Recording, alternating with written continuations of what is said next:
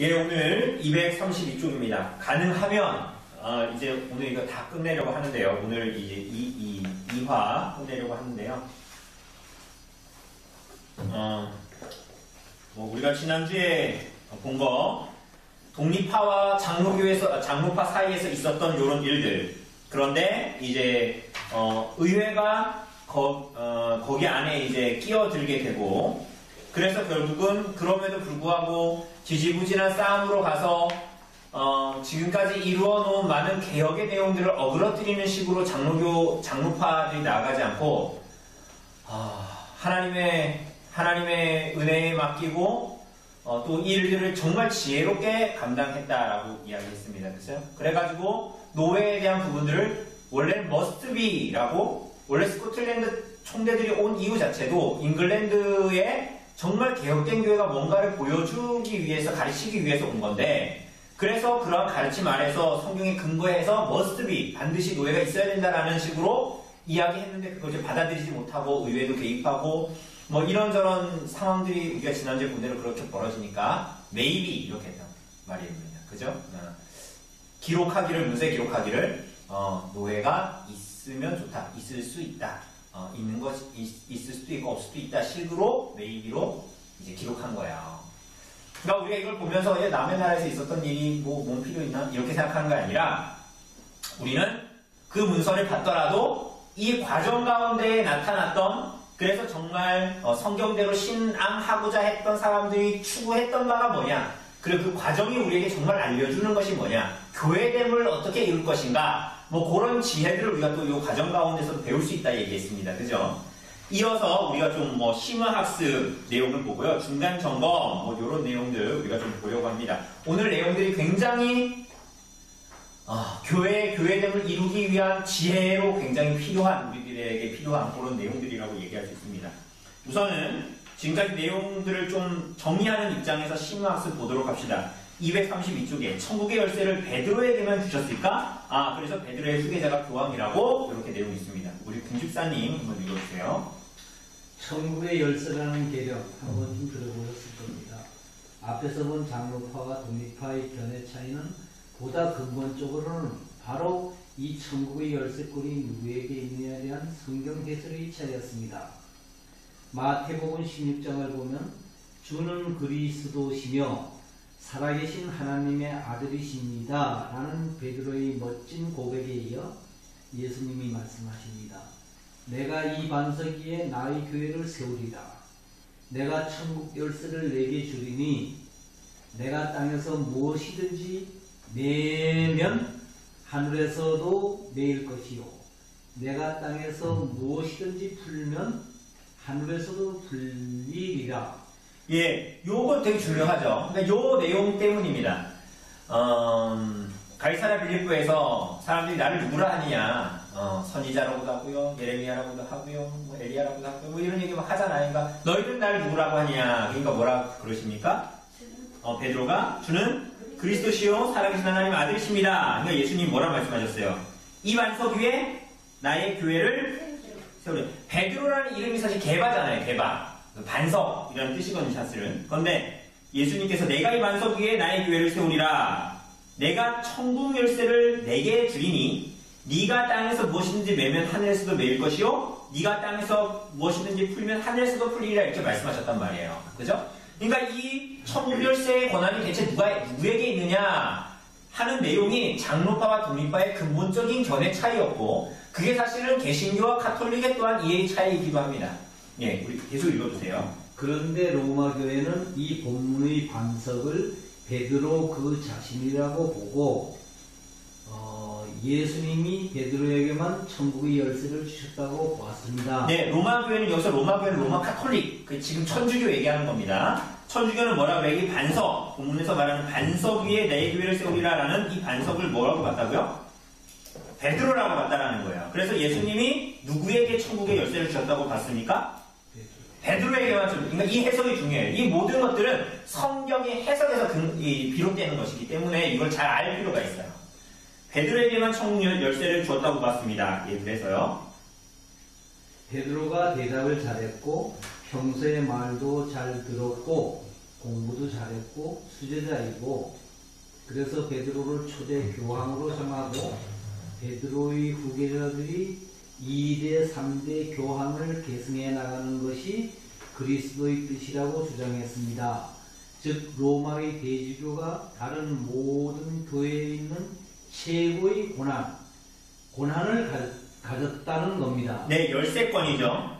그죠? 이 천국의 열쇠를 결국은 베드로의 후계자들이 갖게 되는데 그게 누구라는 겁니까? 로마 카톨릭에서 볼 때는 그게 교황이라는 거예요. 교황. 그러니까 지금 교황 있습니까? 없습니까? 있죠. 그러니까 그 교황이 청려세 가졌다라는 거예요. 이게 개신교가 로마 카톨릭을 비판하려고 하는 것이 아니라 실제 지금 정말로 그런 거예요. 이게 픽션이 아닙니다. 소설이 아니라 진짜로 그렇다는 거예요. 네. 이런 발상은 로마의 대주교가 다른 알렉산드리아나 안디옥이나 런던의 대주교보다 상급의 존재이며 그의 신학적 판단은 잘못이 없다는 교황 무오설로 이어졌습니다. 네, 우리가 지금까지 본 대로 이런 식으로 가니까 뭐 목사, 장로, 집사가 이렇게 되어져 있는 게 아니라 이 로마에 있는 대주교는 주교들 중에 최고 교황이 되는 것입니다. 그러니 그는 청년세를 가졌으니 그가 해석하는 성경에 오류가 있으면 됩니까? 안 됩니까? 안 되죠. 그래서 뭐예요? 교황 무오설이에요. 이 교황 무오설은 뭐냐면 교황이 해석하는 성경은 오류가 있다 없다? 그러니까 이게 이렇게 되는 거예요. 그 사람이 천대를 가졌기 때문에 그 사람이 해석하는 모든 것들은 오류가 있을 수가 없다라는 거예요. 이상하죠. 완벽하다는 거. 아, 그죠. 그렇죠. 그런 거예요. 딱 그런 겁니다. 네, 읽어주세요. 하지만 올바른 해석은 천국의 열쇠가 한 개인 베드로에게 주어진 것이 아니라 다른 제자들 전체 즉 사도들이라고 하는 그 해에 주어졌다고 보는 것입니다. 그 사도들의 해를 대표하는 차원에서 베드로를 언급하셨을 뿐이고요. 그렇죠. 이렇게 보는 것이 개신교의 입장이죠. 그죠? 그러니 아까 우리가 보는 것처럼 교황을 이제 뭐 그런 식으로 이제 카톨릭은 보고요.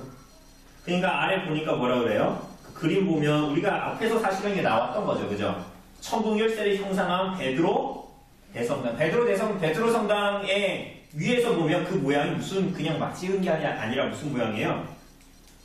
열쇠 모양이죠. 그걸 상징적으로 나타내는 것입니다. 올바른, 그러니 카톨릭은 우리 전에 얘기했잖아요. 성경 66권이 하나님 말씀이라는 것을 우리가 어떻게 알 수 있습니까? 성경이 말하고 있기 때문에, 하나님 말씀이 말하고 있기 때문에 우리는 성경이 하나님 말씀이라는 걸 알고 받아들이죠. 카톨릭은 어떻게 얘기하는 거예요? 성경이 왜 하나님 말씀입니까? 66권이 왜 정경이에요? 교회가 정했기 때문에 그런 거예요. 그러니까 이 사람들의 발상과 우리들의 발상은 전혀 다른 거죠. 성경의 권위가 있는 게 아니라 교회의 권위가 성경을 성경되게 했다라고 이 사람들은 얘기합니다. 자, 올바른 해석은 천국의 열쇠가 어디에 있다? 제자들의 모임에 주어졌다는 것. 그리고 베드로에게 예수께서 이렇게 말씀하신 것은 제자들의 대표, 그 회의 대표로 말씀하신 것이다 라는 것을 말합니다. 허집사님 읽어주세요. 이 그림을 보면 왼쪽에 그린 1번이 바로 다른 제자가 아닌 베드로에게 천국의 열쇠를 주셨다는 그림입니다. 이게 로마 카톨릭 교회입니다. 맨 왼쪽에 있는 거 어때요? 다른 사람들은 다 작은데 파마하고 있는 사람은 굉장히 크죠? 이 사람이 천국 열쇠 가졌다라는 거예요. 이게 어디의 입장이라고요? 로마 카톨릭, 쉽게 얘기하면 천주교 입장이 이거예요. 그죠? 베드로에게 줬다는 거예요. 한 개인에게. 이어서 읽어주세요. 중간 그림은 뭘까요? 그림 2번은 사람이 아니라 신앙 고백이 중요합니다. 주는 그리스도시요 살아계신 하나님의 아들이십니다. 라는 올바른 고백이 중요하다는 겁니다. 자, 왠지 이게 맞는 말처럼 여겨집니다. 그런데 이렇게 되면 그냥 신자들이 모이기만 해서 열쇠권을 가진 교회가 됩니다. 이렇게 되면 교회 정치가 딱히 필요 없습니다. 교회의 선교 단체의 구분도 없어집니다. 독립한 입장은 대략 2번이 가깝습니다. 회중들이 공명한 신앙 고백을 가지기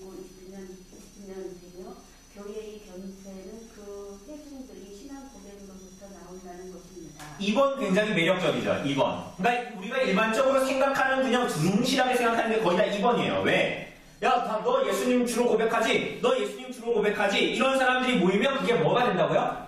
그 13건을 가진 교회라고 그 생각하는 거예요. 그러니까 독립파가 이런 입장이었는데, 그러니 회중들이 그냥 신앙 고백만 나가지고 있으면 그 교회의 권세가 신앙 고백 때문에 형성된다. 이렇게 얘기합니다. 근데 이게 맞대요? 틀리대요? 맞는 것 같죠, 근데 이게. 그렇지만, 그러니까 여기에 그 두 번째 가운데에 있는 그림이에요. 주는 그리스도시요 살아계신 하나님의 아들이십니다라는 사람들이 막 모여있으면 여기에서 교회의 권세가 나타난다라고 보여지는데 사실은 이것도 올바른 게 아니에요. 회중교회 입장 같은 거죠, 이거는. 예, 세 번째 이어서 읽어주세요. 그림 3번을 보겠습니다. 제자들 가운데 동그라미를 그려두었습니다. 이게 뭘까요? 원탑입니다. 이것은 사도들의 모임이 상징합니다. 예, 세 번째 그림에 뭐가 있어요? 사람들이 쭉 있는데 가운데에 노란색 테이블이죠. 그게 원탑, 동그란 테이블이라는 거예요. 근데 이건 뭘 의미하냐? 사도들의 모임이라는 것을 상징적으로 그려놓은 거예요. 예, 이어서 읽어주세요. 올바른 성경 해석은 베드로 개인도 아니고 그냥 신앙 고백하는 사람들의 모임도 아니고 올바른 신앙 고백의 기초도 사도들의 모임에 그리스도께서 천국의 열쇠를 맡기셨다는 것입니다. 뭐라고요? 올바른 신앙 고백에 기초한 어디에? 천- 사도들의 모임에 그리스도께서 천국 열쇠를 맡기신 거예요. 한 개인에게 맡기신 게 아니고요. 올바른 신앙 고백에 기초한 사도들의 모임에 그 천국 열쇠를 맡기신 겁니다. 예. 이것이 바로 조직체로서의 교회를 세우신 것이고 초대교회에는 합당한 권위를 가진 교회의 직분자 즉 7위에 의한 천국의 열쇠를 이어받았다고 보는 것이 장로교회파의 입장이었습니다. 네, 7위에 의해 천국의 열쇠가 이어받았다고 보는 게 장로교회의 입장입니다. 잘 기억하셔야 됩니다. 이거 되죠?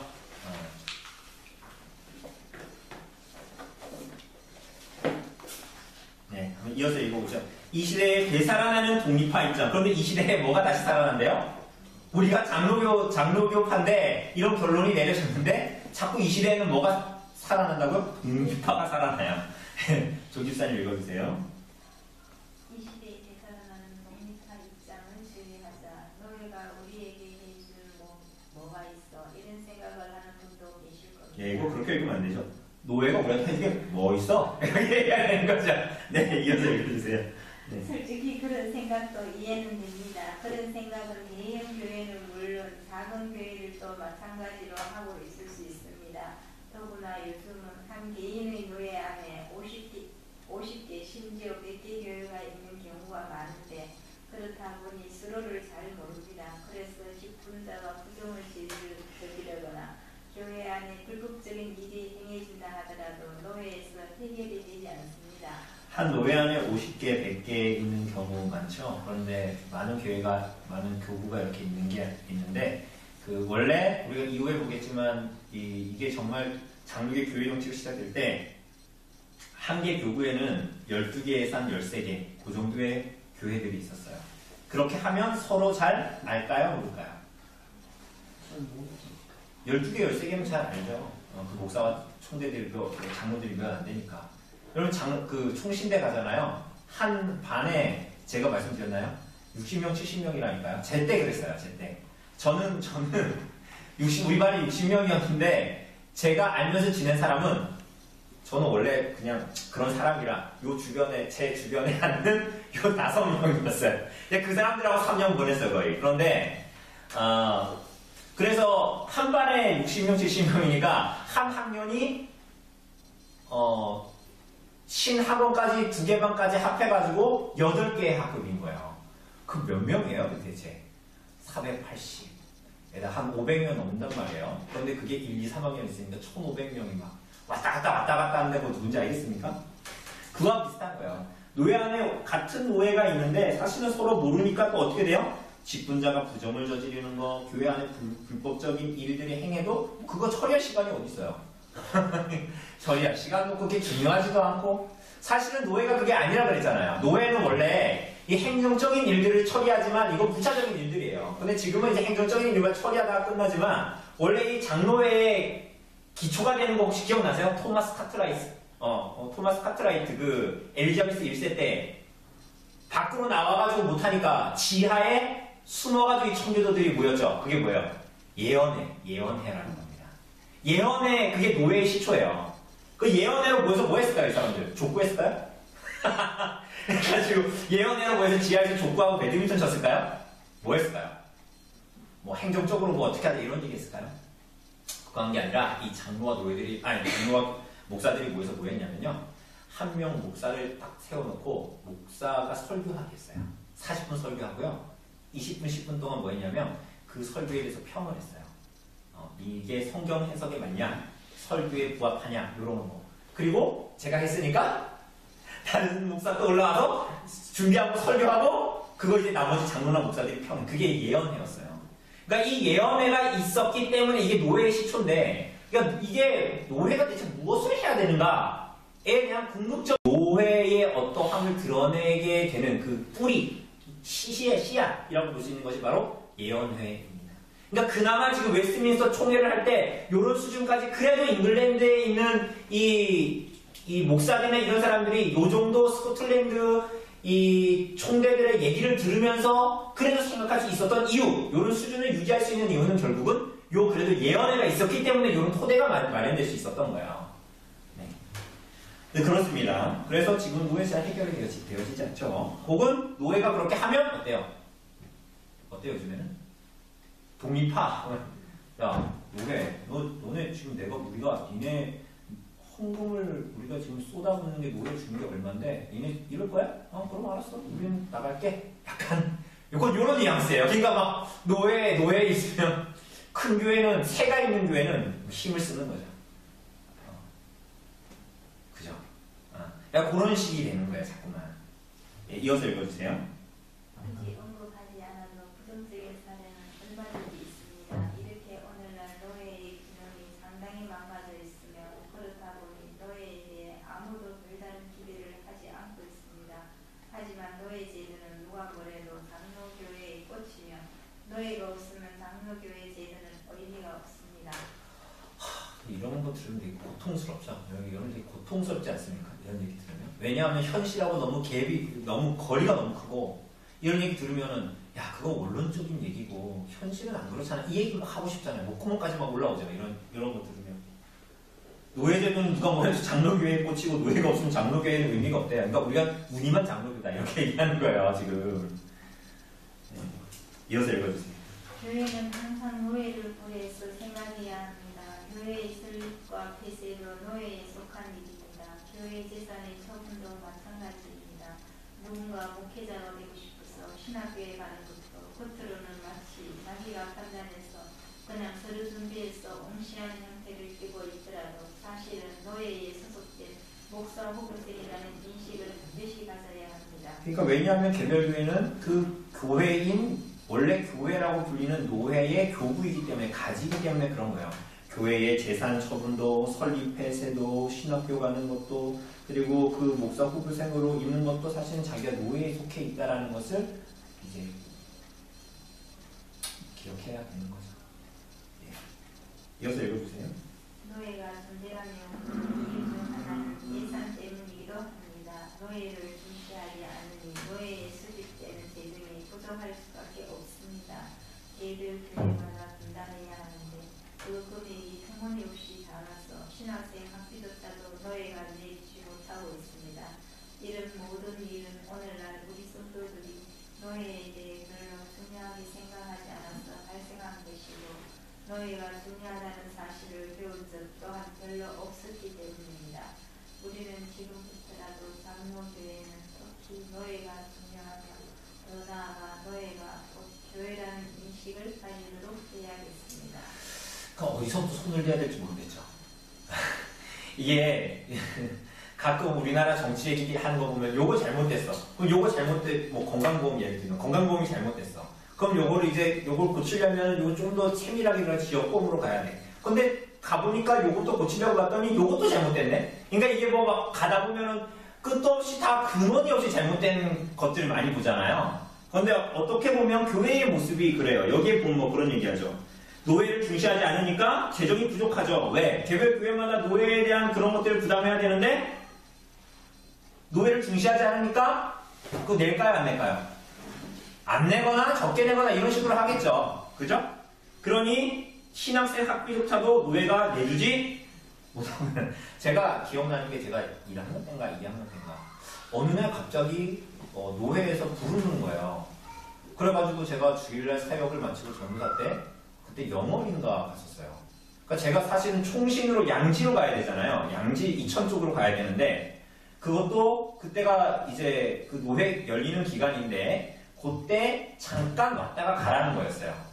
근데 이제 그거를 이제 뭐 아무 때나 가면 되는 게 아니라 그 시간, 뭐 저녁 먹기 전 시간, 뭐 그때 와야 돼. 그러니까 저는 이제 시간을 정해가지고 어쨌거나 이게 빨리 가면 좋은데 학교를 그 시간 맞추고 이제 갔단 말이에요. 영월까지 갔어요. 그래서 이제 덜덜거리는 티코를 끌고 갔어요. 거기까지. 네, 갔는데 가가지고 이제 하니까 이제 그 이제 시간 이제 저녁 먹기 전 시간 이렇게 부르더라고요. 그래서 쭉 불러가지고 한 6명, 7명이 딱 앞에 앉아 있었어요. 딱 앉아 있어가지고 근데 목사님이 무슨 목사님이 기억이 잘 안 나는데 목사님이 뭐 이런저런 얘기를 하시더니 잘 왔다 그러면서 이제 금일봉을 주시더라고요. 제가 얼마 주셨게요? 어떻게 하셨어요? 10만 원 주시는 거예요. 10만 원 적은 돈이 아니죠. 그런데 사실 생각해보면 학교에 빨리 가면 공부할 수도 있었을 텐데 그 시간까지 내가 계속 있다가 거기 영월까지 굳이 가는 차비에다가 그 시간에다가 그리고 그렇게 불러놓고 뭘 따로 그런 건 없이 금일봉을 주는데 10만 그럴 거면 전 정말 이런 생각했거든요. 이럴 거면 계좌이체를 하지 왜 나를 불렀을까? 그러니까 실제적으로는 전혀 그러니까 어떤 입장에 어떤 상황에 이들을 정말 도와주는 게 어떤 것인가에 대한 이해가 전혀 없는 거예요. 그러니까 다만 그분들의 마음도 이런 건 있었겠죠. 얘네들이 노예 소속이다라는 생각은 있었지만 정말 이 사람들을 어떻게 케어하고 어떻게 좀 돌봐서 어떻게 노예에 속한 사람으로 해야 된다는 그런 건 없는 거죠. 그러니까 그런 일들도 비일비재하고 실제적으로는 그래도 10만 원 주면 양반이고요. 실제적으로는 전혀 각자 카드론 쓰지 않더라도 어쨌거나 학비를 어떻게든 대출을 해서 조달하는 거야 막. 그러니까 제가 말씀드렸잖아요. 제가 막 매 학기 끝날 때마다 거의 한 2주 남기고 저는 항상 냈다니까요. 돈이 없으니까. 그러니까 이거를 뭔가 책임져 주거나 그런 것들을 지금 개교회가 다 하거나 개교회가 하면 그래도 양반이고 개인이 알아서 하는 거야. 그래서 결혼하면서 제 아내가 제 빚을 다 탕감해 주었습니다. 다 해결을 해 주었습니다. 근데 어쨌거나 우픈 얘기죠. 요새 말로. 웃기면서 슬픈 얘기인 거예요. 이게 우픈 얘기죠. 그러니까 현실이 그렇다라는 거예요. 노예가 교회라는 인식을 가져야 합니다. 옆에 보니까 뭐라 그래요? 스코틀랜드 장로교 문답서에 이렇게 나와 있어요. 교회 이름이 뭡니까? 라고 물어보면 여러분 교회 이름 뭡니까? 여러분 교회 이름 뭐예요? 교회 이름 뭡니까? 교회 이름. 역시 연리 교회는 참 성숙하고 정말 성격적인 분들이에요. 그러니까 대부분 우리가 얘기하면 엄별히 교회입니다 이렇게 얘기하잖아요. 그런데 사실은 우리가 교회가 뭐냐라고 하면 개별 교회가 아니라 소속 교단을 얘기해야 그게 정상이라는 거예요. 이게 정상이에요. 대한민국의 정말 학부식입니다. 이게 정상이란 말이에요. 그렇죠? 그러니까 이게 지금 뭐예요? 다 각계전투하고 있는 거예요. 독립파야. 다 따로 각자 교회가 각자 도생하는 거야 지금. 그러니까 너무 힘들죠. 우리 어떻게 하면 이게 편하다고 생각할 수도 있는데 중요한 건 뭐예요? 우리는 막 나름 선을 해놓고 나름 그렇게 하면 뭐 교회됨을 유지하고 살잖아. 근데 그게 아니라 우리의 궁극적인 목표는 뭡니까? 오늘 우리가 오전에도 말씀을 통해서 봤듯이 성경이 무엇을 얘기하고 있는가가 우리의 답이라니까요. 그러니까 내가 보기에 이 정도 하면 됐지 그런 문제가 아니라 성경이 이거에 대해서 무엇이라고 얘기하고 있느냐가 우리의 정답이 되어야 되는 거예요. 우리가 추구하는 바가 되어야 하고 우리는 나름 만족하면서 살 수 있잖아요. 나름 선을 해가면서 살 수 있고 나름 좋은 것을 판단하면서 살 수 있단 말이에요. 그런데 거기에 자꾸만 우리가 근원을 잃어버리죠. 성경이 뭘 얘기하는가를 자꾸 생각하지 않는 거예요. 예, 옆에 보면 장로회의 기본은 성숙한 회의 문화입니다. 예, 우리 승민 형제 한번 읽어주세요. 회의의 핵심은 다수결이 아니라 합의입니다. 성숙한 회의는 실제로 투표가 별로 많지 않습니다. 뭐라고요? 성숙한 회의 뭐라고요? 실제로 투표가 별로 없다는 얘기가 다수결, 투표 이런 거는 정말 하다가 정말 못난 짓이고요. 이렇게 생각하셔야 돼요. 그거는 정말 하다 안 되면 이렇게 하는 거예요. 그죠? 그런데 그것도 사실은 그게 좋은 결과가 아니라는 걸 얘기합니다. 네. 합의가 안 될 때 투표를 하는 겁니다. 합의가 되려면 대화가 잘 되어야 합니다. 대화가 되려면 매너가 중요합니다. 그래서 매너가 장로 교인을 만든다고 할 수 있습니다. 그 명언이죠? 뭐라고요?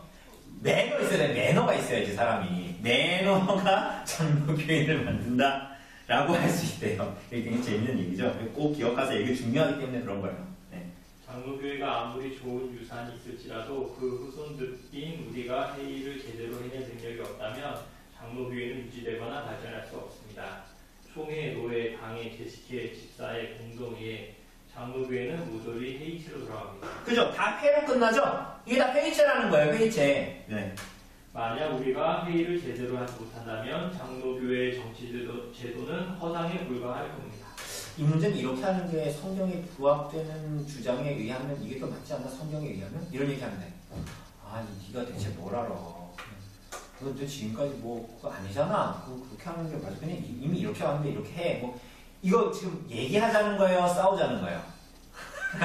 이렇게 얘기하는 게 지금 싸우자는 거지. 이게 지금 뭔가 성경적인 합의를 도출해내가지고 교회를 이루자라는 얘기가 아니죠. 매너가 있어야 돼요. 우리나라 회의는 일반적인 세상의 어떤 회의를 봐도 굉장히 매너 없죠. 그래도 요즘엔 약간 덜하지. 옛날에 막 치고받고 싸웠잖아요. 막 카메라 다 찍고 있는데 막. 그죠? 그래도 근데 요즘에 그래도 나아졌다고 하는데도 어때요? 굉장히 매너 없죠. 어떻게 매너 없어요? 몸으로는 안 하는데 말로 이 대화를 하자고 합의를 드러내자는 게 아니라 지금 니 죽고 나 살자는 식으로 얘기하죠. 그죠? 그게 결국 합의적이 된단 말이야. 우리는 말싸움을 하면 내가 이기면 되게 기쁘죠. 그런데 그건 사실은 관계를 다 깨뜨려 놓고 내가 이기겠다. 너 죽고 나 살자는 거거든요. 우리. 근데 장로교는 그거라고요? 아니라고요? 아니에요. 성숙한 회의 문화, 장로교의 기본은 성숙한 회의 문화인데 매너를 지켜야 됩니다. 매너. 이것을 그냥 궁극적으로 얘기하면 하나님의 뜻이 뭐고 성경이 무엇이라고 얘기하는 것에 대해서 내가 굴복한다라는 그런 기본적인 성향, 마음이 있어야 이게 가능한 겁니다. 예, 읽어주세요. 좋은 회의를 위해서는 구성원의 동등성이 회복되어야. 직분의 동등성이 중요한 이유가 여기 있습니다. 목사, 장로, 집사가 제식회를 하면서 어느 한 직분이 다른 직분보다 우월하거나 열등하다면 제대로 된 회의를 할 수 없습니다. 각자의 역할이 있고 입장이 있지만 모두가 한 표씩 행사한다는 생각을 가지고 동등한 지위에서 발언해야 합니다. 그래야 합의입니다. 지시와 명령이 아니라. 네. 직분의 동등성을 확장해서 적용하면 당회와 집사회와 제식회의 관계도 다시 생각해 볼 수 있습니다.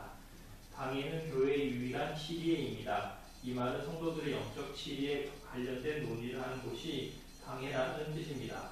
반면에 집사회는 실무회입니다. 예배나 영적인 업무를 주관하는 곳이 아니라 구제나 봉사 등의 실무를 잘하기 위해 모이는 곳이 집사회입니다. 당회와 집사회는 서로의 영역을 침범하지 말아야 합니다. 재직회는 말 그대로 재직회입니다. 네, 모든 직분자들의 모임이 재직회죠. 네. 당회와 집사회가 모여서 영적인 일과 실무적인 일 사이에 혹시 충돌할지 모르는 일을 논의하는 협의체입니다. 즉 각자의 역할이 있는 것입니다. 어느 하나가 우월하다거나 열등하다는 식으로 이해하지 말아야 합니다.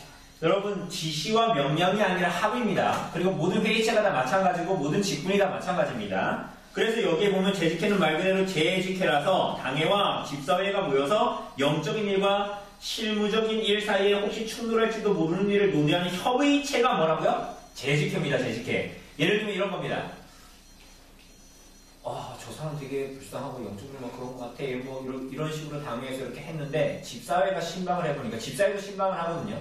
그러니까 도와주려면은 신방해야 될 거 아니에요, 그 사람이.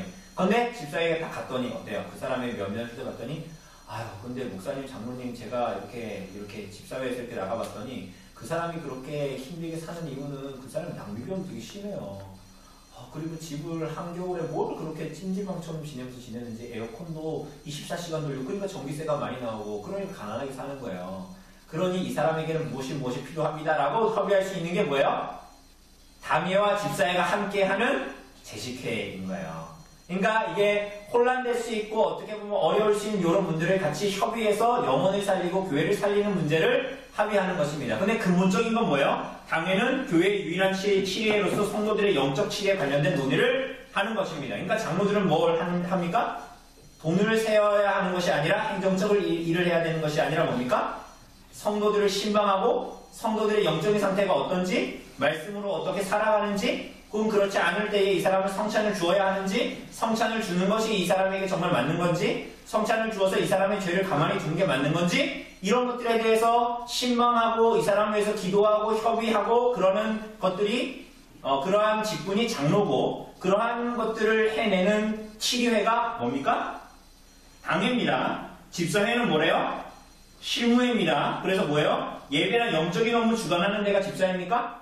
아니죠. 뭐예요? 구제, 봉사, 실무, 교회의 재정 이런 것들을 하는 것이 뭡니까? 집사회입니다. 당회가 재정을 건드리는 것이 아닙니다. 그죠? 그리고 이러한 것들을 조율하는 데가 뭡니까? 협의체가 재직회다. 이런 내용, 요것들을 잘 이제 가지고 있어야 돼요. 그래서 옆에 보면 뭐라 그래요? 직분의 건전성을 보호하기 위한 장로의 역할은 뭐야? 직분의 타락을 막고, 직분의 독재를 막고, 직분의 질적 수준을 보장하기 위해서 장로회가 있는 거예요. 장로교가 목사회입니까? 장로교가 목사교입니까? 아니죠. 아니죠? 근데 그런 것처럼 살면 안 돼요. 그죠? 그러니까 알아야 돼. 성도는 알아야 돼. 종교개혁 500주년이잖아요. 성경책이 여러분 집에 직분자면 개혁개정 하나만 이렇게 있으면 안 돼요. 수많은, 우리가 똑같은 걸 가져도, 똑같은 말을 들어도 이 사람이 이렇게 번역하고, 이해 안 가는데, 근데 이 사람이 이렇게 얘기하면 이해갈 때 있죠. 똑같은 말인데도. 성경이 마치 그와 같아요. 그러니까 어떤 하나의 번역, 틴데일이 영어 성경을 번역하고 나서 그 이후에 영어 성경 번역본이 900개가 넘게 나왔어요. 왜 똑같은 성경인데 똑같은 영어 쓰는데 왜 번역본이 900개 이상 나왔을까요? 그러니까 우리가 성경을 잘 이해하기 위해서는 개혁개정만 있으면 되지. 목사가 다 설교해 줄 거야. 그래, 아멘 하고요. 그래 있으면 졸리기만 하지. 내일 본문은 마태복음 5장인데 이 본문이 뭐지?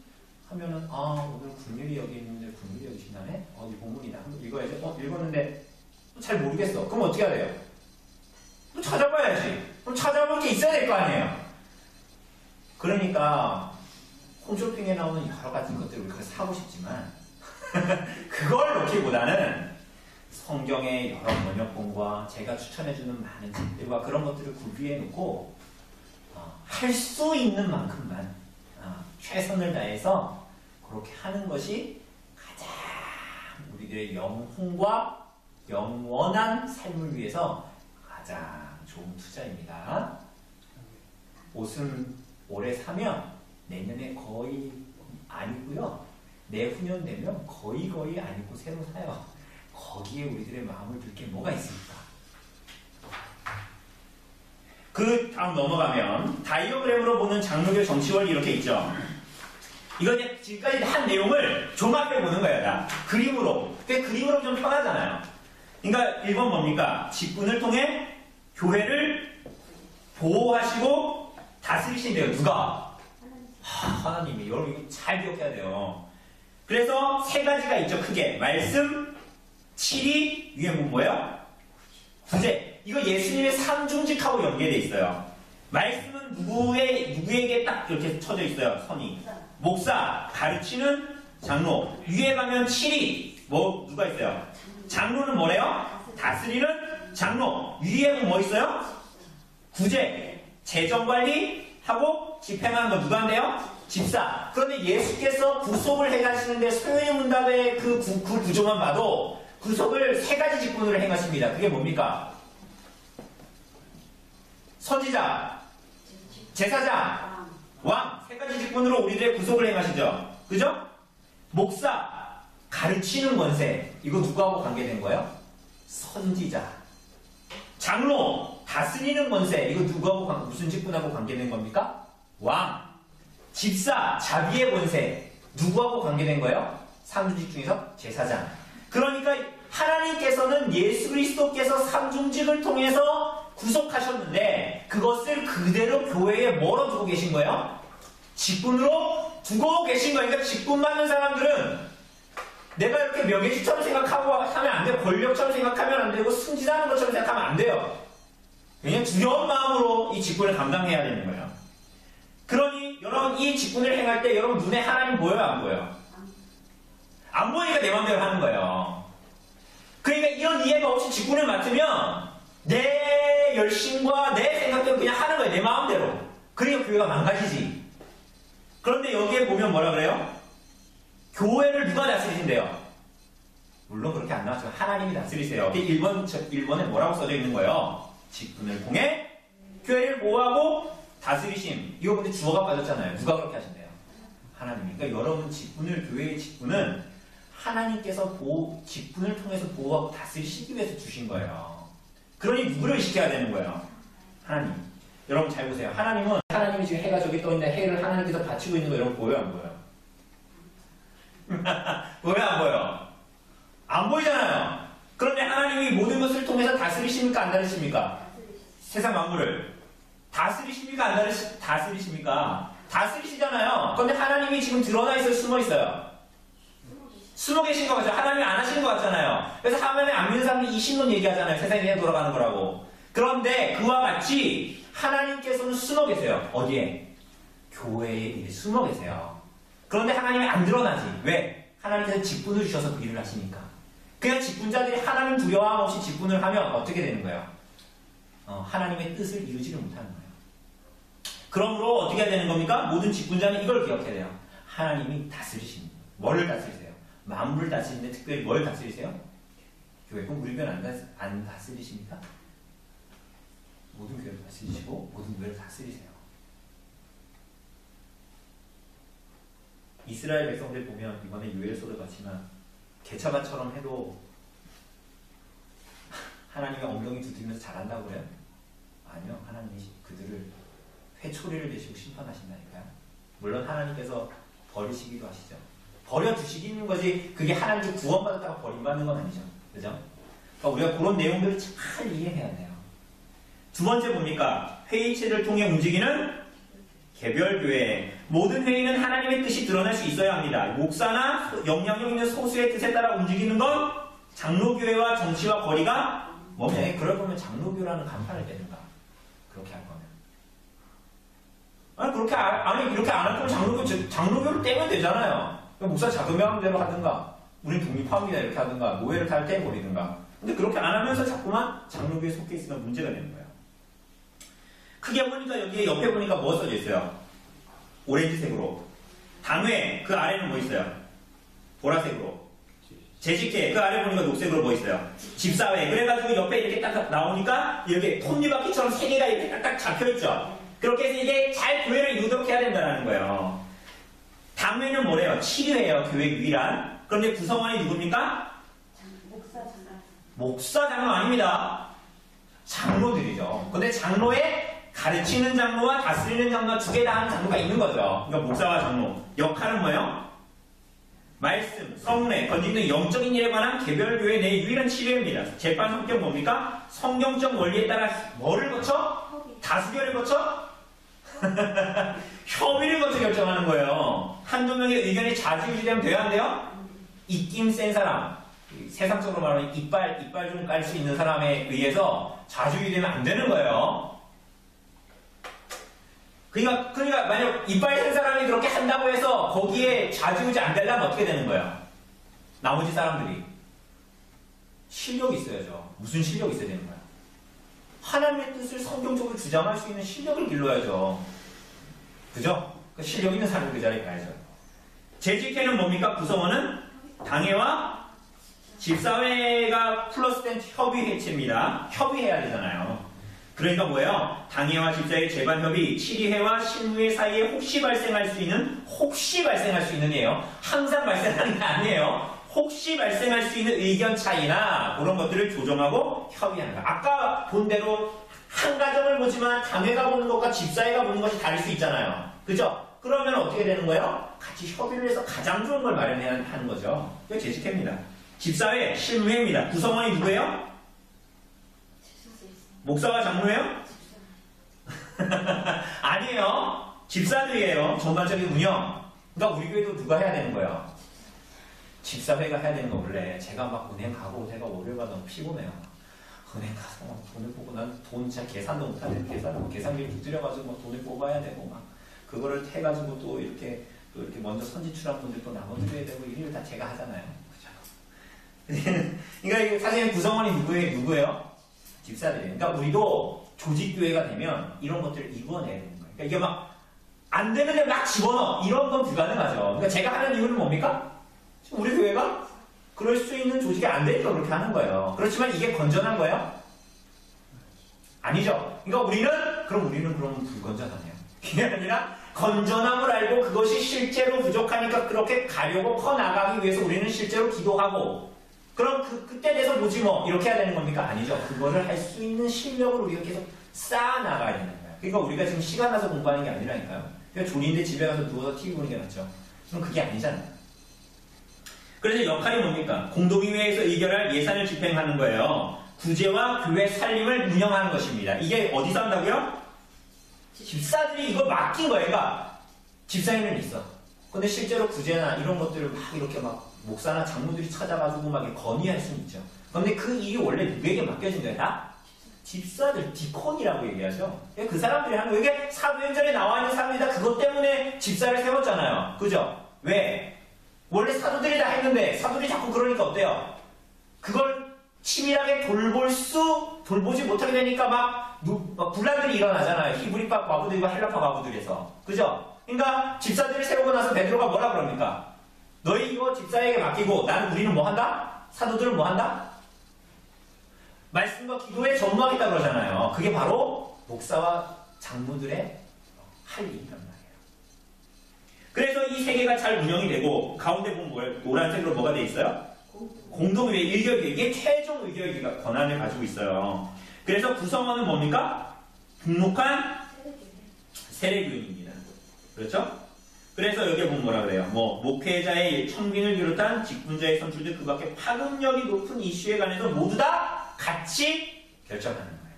그래서 교회 재산의 처리 등이나 이런 것들을 잘 이제 해내야 되는 거죠. 그죠? 그래서 우리가 1년에 2번 하는 재정에 대한 부분들, 그죠? 예결산, 이런 것도 다 공동의회에 속하는 거죠. 그죠? 3번 보면, 교회에서 한 명의 목사를 배출하기까지의 과정.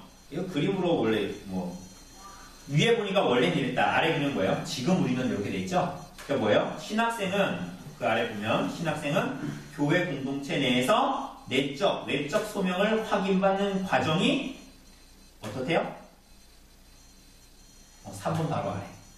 신학생은 교회 공동체 내에서 외적인 소명을 확인받는 작업이 필요해요. 맞습니까? 내가 그냥 하고 싶다 해서 하는 거 아니에요.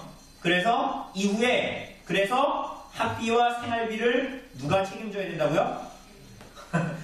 교회가 책임지는 겁니다. 여러분 이거 잘 생각하세요. 왜 그렇게 할까요? 우리 교회는 돈이 많아서. 그게 아닙니다.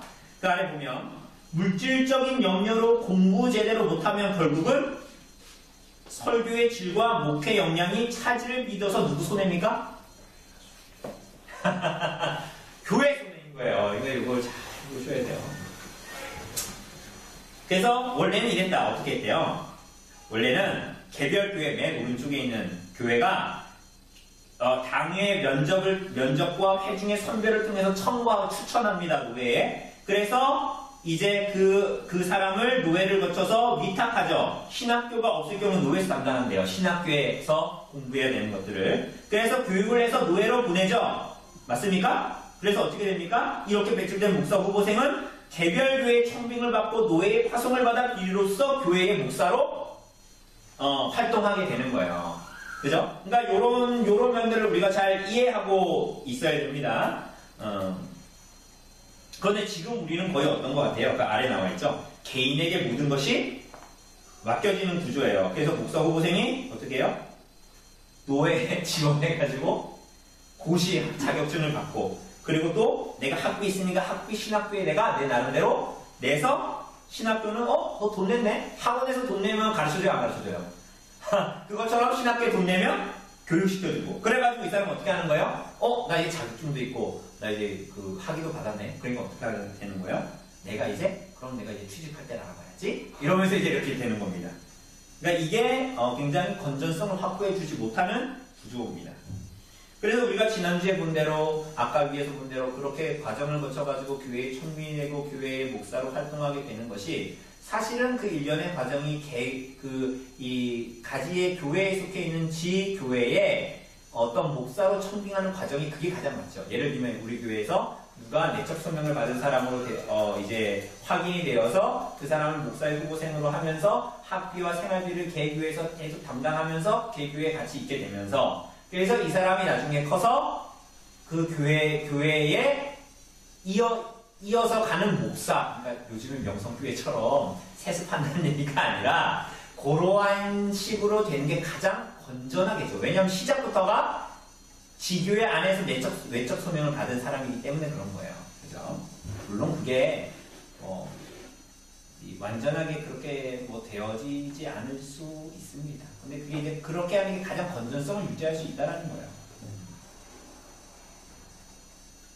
자, 그래서 그 아래 마지막으로 보면 4. 한 명의 목사가 개별교회 담임 목사가 되기까지 이렇게 나오죠. 노예 역할이 중요하대요. 약식으로 진행되는 게 아니라 면밀한 검토 테스트를 통해서 수준 높은 목회자를 배출해야 합니다. 지금은 좋은 게 좋은 거라고 하죠, 그냥. 그래서 성도들은 어떻게 해요? 이걸 하려면 어떻게 되는 거예요, 개교회가? 성도들은 목회자를 분별할 수 있는 뭐가 있어야 되는 거예요? 안목, 실력이 있어야 돼요, 실력이. 실력이 있어야 그런 사람 뽑을 거 아니에요. 그러니까 좋은 게 좋다라고 할 거예요. 그러니까 아래서 그 다음 보면 공동회의에서 하나님 뜻이 다 드러나도록 성도들의 실력이 배양하도록 평소에 뭐라고요? 성경과 교리와 삶에 대한 자세에 대해서 뭐 되어 있어야 된다고요? 교육되어 있어야 되는 거예요. 그러니까 여러분 잘 보세요. 여러분 가끔 이런 마음 들 때 있죠. 아휴, 내가 지금 성경 읽어서 뭐하고, 난 이미 많은 세월을 지났는데 성경 읽고 내가 뭐 이 책 읽고 이거 한다고 해서 아휴, 뭐 무슨 낙이 있나, 그냥 뭐 일이나 하지 뭐, 이런 게 아니에요. 그러니까 우리들의 신앙은 개인적인 게 아니라니까요. 교회적인 거예요. 그러니까 성도들은 성경과 교리에 대해서 삶에 자세에 대한 모든 것들이 계속 성숙해 가야 되는 거예요. 누굴 위해서? 무엇을 위해서? 나를 위해서? 우리 오늘 오전에도 얘기했잖아요. 나를 위해서 사는 게 아니라니까요. 우리는 신정론의 궁극적인 핵심은 어디로 가냐면, 하나님은 왜 악을 행하시는가? 악을 행하시는 것 같이 보이는가? 하나님이 다스리는데 왜 악이 행복하는가? 그 결론적인 주제는 뭡니까? 그 핵심이 뭐예요? 이 땅의 역사는 누굴 위해 존재한다? 하나님의 영광을 위해 존재하는 거예요. 나의 복을 위해서 존재하는 게 아니라니까요. 그래서 이를 위해서라도 장로교회는 양시대 교육에 신경을 써야 합니다. 할 내용이 많지만, 그리고 생각해보기, 이거 참 중요한데요. 다음 주에 하죠. 다음 주에 하는데, 다수결이, 여러분, 다수결이 좋은 게 아니에요. 여기 뭐라고 표현하냐면요, 극단적인 방식이라고 얘기해요. 극단적인 방식. 왜냐하면 다수결로 해서 소수의 의견이 안 들어지잖아요. 그죠?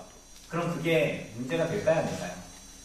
며칠만 지나도 그게 교회를 해야 하는 거예요. 그러니 그거 안 하는 게 낫다니까요. 그러니까 그거 하려면 아주 성숙한 매너 있는 장로교인으로서 충분한 협의와 합의를 통해서 대화를 할 수 있어야 돼요. 그래야 정말 교회가 바르게 이렇게 서갈 수 있어요. 그래서 합의를 해야 되는 거죠. 여러분, 이런 거 잘 생각하셔야 돼요. 저 사람이 내 의견에 반대하면, 잘 들으세요. 저 사람이 내 의견에 반대하면 저 사람이 나를 업신 여기는 겁니까? 우리 자꾸 그렇게 생각해요. 내 의견이 나라고 생각하는 거야. 그래서 내 의견을 저 사람이 거부하면 나를 거부한다고 우리 자꾸 생각해요. 그렇지? 않아요. 교회의 모든 일들은 다 뭐 때문에 하는 거기 때문에 하나님의 영광과 교회를 위해서 하는 거기 때문에 성경적으로 뭐가 더 유익할까 지혜를 짜내야 되는 거지. 그런데 이건 좀 어떨까? 이렇게 의견 냈어 내가. 근데 어떤 사람이 근데 요건 또 어때? 그럼 그거 귀를 기울여야 돼. 왜? 나만 하나님의 몸이에요? 저 사람 하나님의 몸이 아니에요? 그러니까 나만 성도고 저 사람은 성도 아니냐고.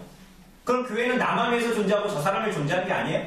그런 식으로 생각하면 안 된다니까요. 우리는 그런 사상이 아주 추천해야 돼. 교회는 그리스도의 몸이다. 나는 지체이다. 누구 주인이다. 이런 유치한 그런 얘기 하는 게 아니에요. 모든 사람은 그리스도의 몸이라는 거예요. 그래서 하나님의 뜻이 이 가운데 나타날 수 있도록 우리가 지체를 서로 사랑하고 존중해 주되 가장 성경적인 게 뭔가 그것을 같이 합의해보고 생각해보고 또 기도해보기도 하고 오늘 그 자리에서 결정 안 나면 또 좀 생각해보기도 하고 이렇게 하는 거지. 자꾸 우리는 그게 발전이 안 되니까 자꾸만 내 의견하고 나를 자꾸 붙여가지고 내 의견대로 안 하면 삐지는 거야. 자꾸만 화를 일을 가득가득 하면서 다음 회의 때 봐라. 내가 준비해서 아장내야지. 이런 분에 찬 마음. 아닙니다. 그죠? 아닙니다. 그거 교만이에요. 교회를 모르는 거야, 그렇게 하는 거. 그래서 회의를 잘 진행해야 됩니다. 서로 사랑하고. 그게 아주 협의체의 중요합니다. 이게 실제로 실행됐습니다. 이거 다음 주에 우리가 좀 240쪽에 좀 우리 봅시다. 그러면서 아론의 지팡이 교회 정치 세 번째로 넘어가도록 하겠습니다. 질문 있으십니까? 오늘 이 내용에 대해서.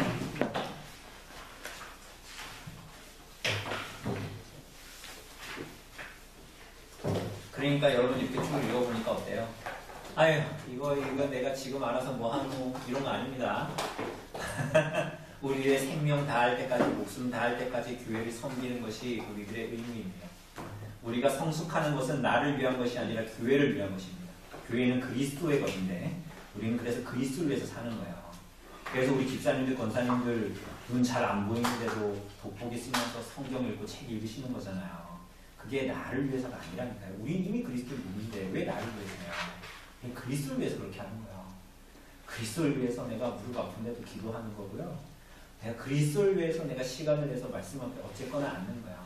나의 명상 세상 사람들 하는 것처럼 내가 좀 마음이 갑자기 경지를 끼워넣기 위해서 내가 그렇게 하는 거 아니에요. 그리스도를 위해서 하는 것입니다. 여러분의 모든 삶이 그리스도를 위해서 하시기를 바랍니다. 그래서 우리가 존재하는 거예요. 네. 질문 있으시죠?